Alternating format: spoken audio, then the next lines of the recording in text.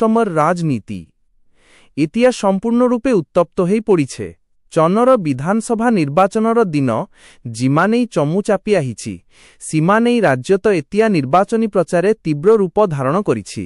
আজির এই বিশেষ ভিডিওটোত আমি আপনালোকৰ বাবে লৈ আহিছো অসমৰ কেইটামান অতি গুৰুত্বপূৰ্ণ খবৰ।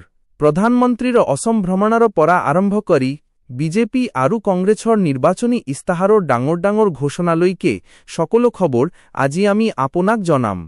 আটাইতকৈ ডাঙৰ খবৰটো হৈছে প্ৰধানমন্ত্ৰী নৰেন্দ্ৰ মোদীৰ অসম ভ্ৰমণ, নিৰ্বাচনী প্ৰচাৰ চলাবলাই।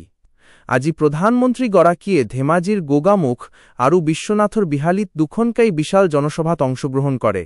असम को आधुनिक इंफ्रास्ट्रक्चर अगर कोई पार्टी दे सकती है तो वो बीजेपी है, एनडीए है।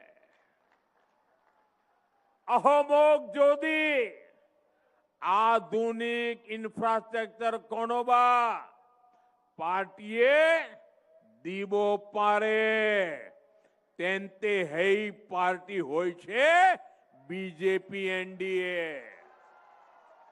साथियों, असम को प्रकृति ने बहुत कुछ दिया है।